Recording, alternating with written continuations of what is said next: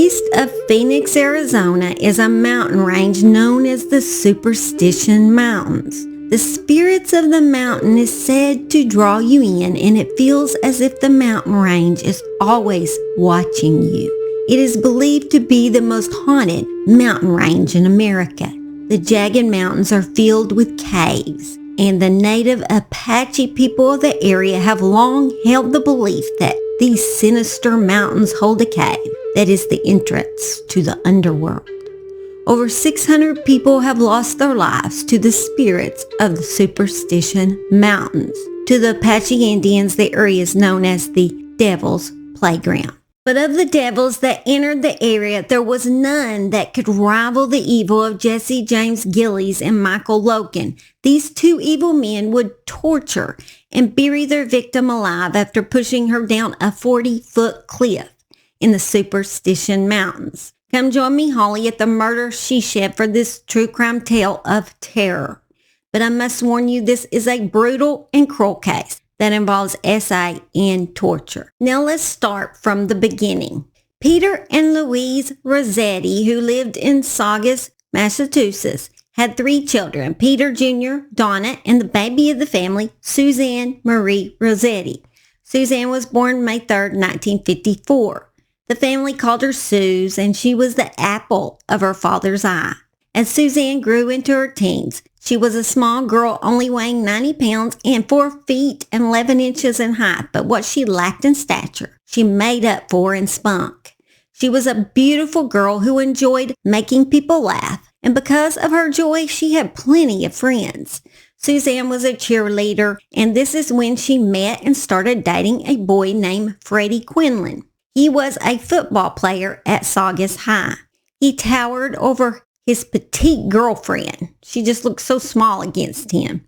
But everyone said they were really a cute couple. Suzanne and her sister Donna were best of friends and often would double date. Freddie remained Suzanne's boyfriend through their high school years, and both sets of parents just really approved of their relationship. Freddie ended up getting a football scholarship, and though the couple discussed marriage, they grew apart after attending different colleges. In college, Suzanne matured into an attractive, curvy young woman, but only grew to a height of a total 5 feet. Suzanne did not consider herself attractive, and it would make her feel uncomfortable when she received a compliment. What was most important about Suzanne is she had a heart of gold. Suzanne was always the first to think of someone's feelings, the one who always remembered special occasions, unlike me. I'm bad at that. And always lent a helping hand. Even though Freddie got engaged to someone else, him and Suzanne remained friends. After graduating from college in 1976, she went and visited her parents at their new winter vacation condominium in Phoenix, Arizona. While there, she was able to get a job as a waitress at the Grand Canyon. In the summer of 1977, her father, Peter, began experiencing heart complications and had to have a triple bypass surgery. After going home to check on her father, she let them know that she loved Arizona so much that she had decided to live there. And so she moved into her parents' condominium. Suzanne thought it was the most beautiful place in the world. The view of the Superstition Mountains seemed to draw Suzanne in. Her parents would come to visit Suzanne 2 to 3 times a year when they vacationed. Her parents always warned her to be careful, as the now 23-year-old Susan lived alone, a good ways from her family, so they kind of worried about her, just being up there by herself. If Suzanne had a fault, it lay in her inability to perceive evil and the evil intentions of others. Suzanne soon got a management job working for a burn treatment skin bank, which she found extremely rewarding. She loved to help people, as I said, so it was a nice job that she felt like she was helping people. She also joined a rock climbing club and began to make new friends in the club. Suzanne soon became a skilled rock climber. The club would often head out to the mountains every weekend to climb up Arizona's rocky, jagged cliffs. She also met a man named Eric in the club, and they soon began dating. after her first breakup from her first boyfriend. And he got remarried. It just really hurt her. And it took her time to get over that. And took her a lot of time to be happy again. But finally, she felt happy. She loved her hobby. She loved her life. She loved where she lived. And life just seemed complete again for Suzanne. After Christmas in 1981, Suzanne's parents decided to join her at the condominium. They were going to stay there until the end of January. Suzanne really enjoyed seeing her parents, but the time just flew by, and before they knew it, January was almost over, and they were going to catch a flight back home. Suzanne was going to hang out with her friends, and her dad was going to take back their rental car, so Suzanne said she would pick her parents up around 10:30 that night to take them to the airport. The date was January 28, 1981, and Suzanne would never show up to pick her parents up because she came across two demons that would end her life. At 16, Michael Logan dropped out of school and joined a motorcycle club. At an early age, he became alcoholic. He would pop open a can as soon as his feet hit the floor. He soon met a woman named Emily and he fell in love with her. She became pregnant, so he asked her to marry him. He figured since he was soon to be a dad, he might ought to drop out of the motorcycle club. So he did. After Emily gave birth to their first child, she moved in with her mom because she was just tired of all the drinking and how he became so angry when he was drinking.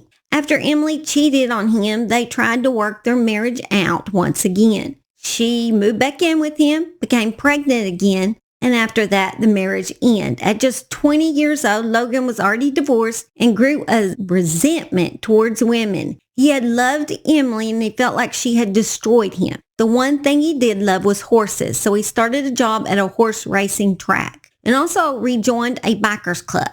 He soon began stealing to make ends meet. In 1977, he was thrown in prison after attempting to steal from an older rich man. He received 3 to 15 years for this crime, although he did not serve that because in 1980 he was able to escape from prison. Not long after this, he would meet a man named Jesse Gillies. From the time Gillies was a child, he was a liar and a manipulator. His mother couldn't handle him, so she shipped him off to his grandparents. And when they couldn't control him, he was put in a foster home. He had a raging temper and he was addicted to drugs. In 1977, when he was 17, he had already served 6 months in detention for SAing a young girl. Then, in 1979, he was arrested for burglary. He was released by 1980. He was able to get a job at a horse stable, which he enjoyed until one day, an autistic man named Billy, who stabled his horse where Gillies worked, came to ride his horse, and this is when Gillies decided that he was going to rob him. Gillies threw him off his horse, choked him, threatening to kill him if he didn't hand over his money immediately, and then told him that if he didn't bring $1,000 to him the next day, he would go and kill Billy's parents. Billy turned him in soon as he left the stables.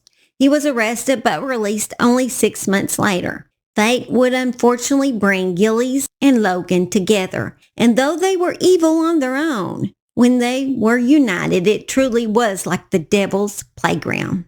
They both ended up working and living at Weldon's riding stable in Phoenix, Arizona in the winter of 1981. On January 28, 1981, Gillies and Logan wanted to party, but they had no money. They only had enough money to share a single beer. They went into the convenience store, bought the one beer, and then went and sat on the curb to drink it.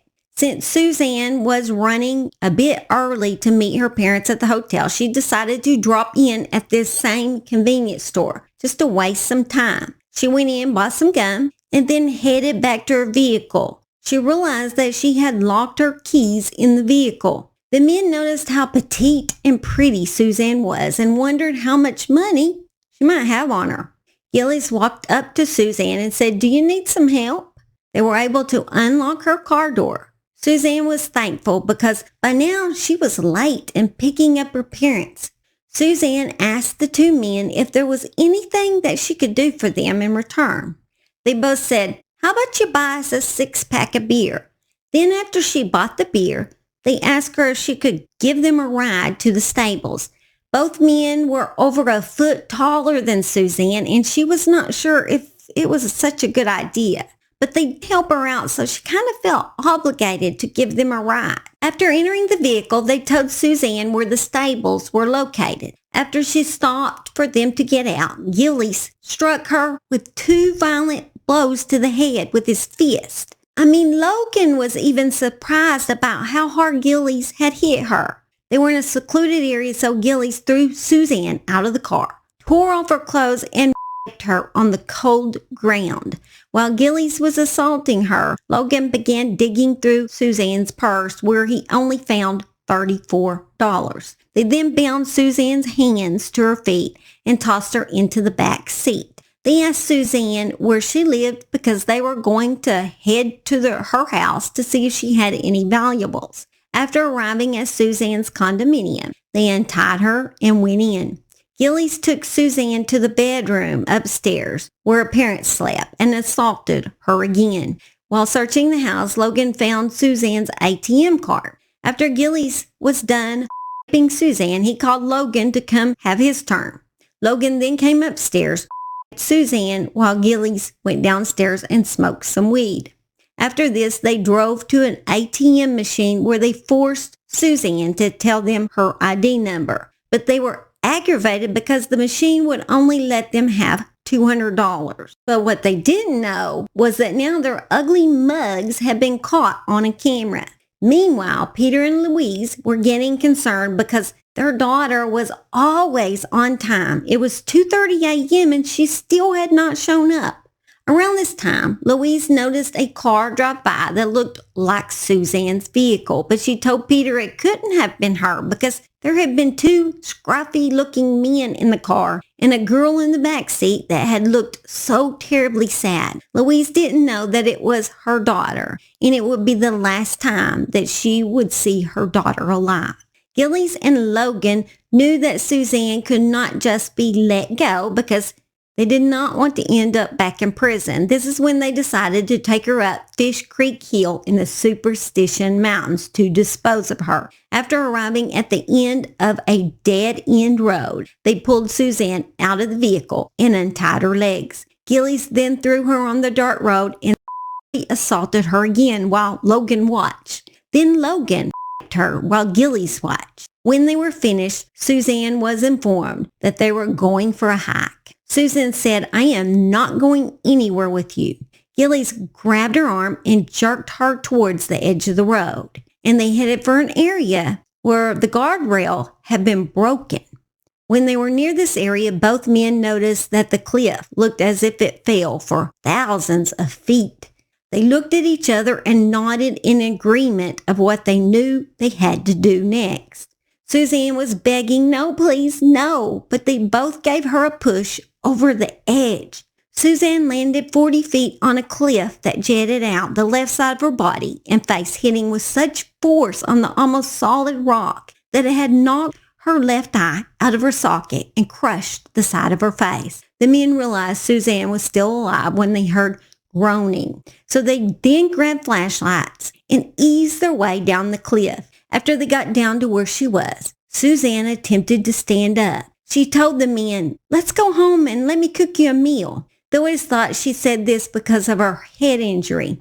She begged the men to leave her alone because she was going to die anyways. Gillies said, "You're damn right you are."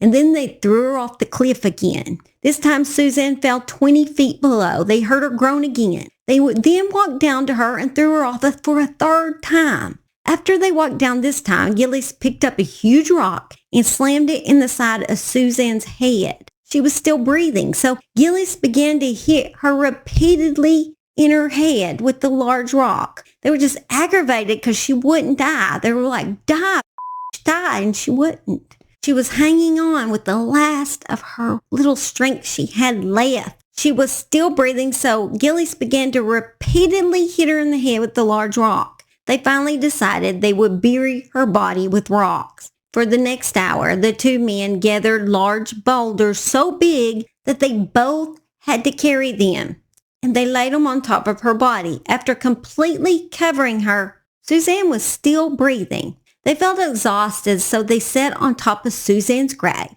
and smoked cigarettes. The ME would later say that Suzanne had been still breathing after being buried and had eventually choked to death on her own blood. During this time, Suzanne's parents had called authorities, and they informed them that she had to be missing for at least 24 hours before they could file a missing persons report. After Louise and Peter had returned to Suzanne's condominium and noticed the disheveled mess inside, they again called authorities, to which he was told they would send an officer to the condominium after a shift change in an hour or so. Peter was enraged. They called again and spoke to another officer who advised them to turn it in as a stolen vehicle report and they would be able to respond faster. By this time, Susan had already been dead for 3 hours. Peter ended up at the emergency room because of his heart condition, and since all of Peter's doctors were back home in Saugus, they agreed that it would be best if Peter flew back while Louise stayed until Suzanne was found. Donna, her sister, flew to be back with her mother. After Suzanne had not been found in a week, someone told Louise about a psychic that worked with the police to help locate missing persons. The psychic told her that she was hearing, "I lift mine eyes unto the hills," and asked Louise if that meant anything to her. And Louise responded yes, that her daughter often hiked in the mountains. The psychic then told Louise that Suzanne had been kidnapped by 2 men and she also told her that she saw the number 88. Suzanne's body would be found on State Route 88, which is an unpaved section down Fish Creek Road. 2 weeks after Suzanne had been missing, the authorities located Suzanne's vehicle, which led them straight to Gillies in Logan. When Gillies was arrested, he blamed Mike Logan for the murder. So then Logan took authorities straight to where Suzanne's body was located. And for that, they made an agreement that he wouldn't have to be put to death. He would just serve out life. Gillies was executed in the same month that he had killed Suzanne. On January 13, 1999, he ate his last meal, a New York steak. He offered no last words. He just motioned with his hand as the death warrant was read, as if to say, let's get it on. Logan passed away in 2021 in prison, and his mugshot is crazy looking. Yeah. People are always worried about the death penalty. Men that have done stuff like this and tortured their victim like this, they've got it easy compared to what their victim had it. It certainly don't bother me to have them be put to death. It don't bother me at all. If they had tortured my daughter like that, I would hope they had got worse, honestly. And I definitely believe in the death penalty on something horrible as this crime was. It's a senseless murder. They were definitely demon-like. Just in the last 2 weeks, I've got 100 new subscribers. It just blows my mind that here I am at, well, almost hitting 1,400, and I'm just totally shocked about that. But I'm so thankful for your support. And y'all have a great week, blessed week. Stay safe and watch out for monsters because they're definitely out there. Love y'all. Bye. Oh, yeah. And the bloopers are now after pushing her down a footy foot condominium in Phoenix, Arizona. Her parents at their new winter vacation condominium in Phoenix, Arizona. Wow, that'd be awesome. I'd like to have a winter vacation home, or a summer one, or a fall one, or I don't even care, just one of the seasons. But anyway, getting sidetracked. After graduation, they already did once, already burned them. Okay. My husband looking through the window at me. I guess he's scared he was going to get on the camera or something. That'd be such a horrible thing. Weekend just to climb up those Arizona's rocky, jagged cliffs. People that do that are very brave. My luck, I'm so klutzy that I would definitely fall. I'd probably give it a try because I do have bravery on my side, but I'm not so graceful, so I think I'd bite the dust, probably. Ooh, that was heck of something. Heck of something, I don't know what. Sorry about that, Dr. Pepper. His parents had called authorities, and I gotta finish. Bubby, I gotta finish this. I gotta finish this, Bubby. No, I know, I'm not being nice, am I? He's been laying out by his thing he likes to do stuff with. I can't say it. And it's so cold and I don't want to do it. Oh, beautiful boy. Oh, beautiful boy. Can you get down and let me finish? You can lay down right here on my lap, but you can lay down. I know. I didn't particularly mean this way. You go lay by your, go lay back. Go lay back. Just a few minutes left. Dog hair in my mouth. No, shit. Are you kidding me? My phone just restarted on its freaking own. Why, Samsung, did you choose right now to do a software update on my phone? Really what Simon's coming to tell me will go, because he's the only dog outside. The other two are in the house, so. And they're probably wanting their supper. They're like, Mom, come in and feed me. And you're burning the beans, by the way. I don't even know how you pronounce it. Buxom? Wait, can I do it? I love this stuff. It like makes your lips tingle. Wait, my camera's right. How these girls do this with the makeup thing? It's hard to see where it is. Well, I'm not looking at the camera for one, but you're supposed to plumpen or something your lips, which you don't do that. It would take a lot more than this to plumpen my lip. You should buy some of this stuff. It's really nice. I like it. That's your makeup tip for today. Love y'all. Bye.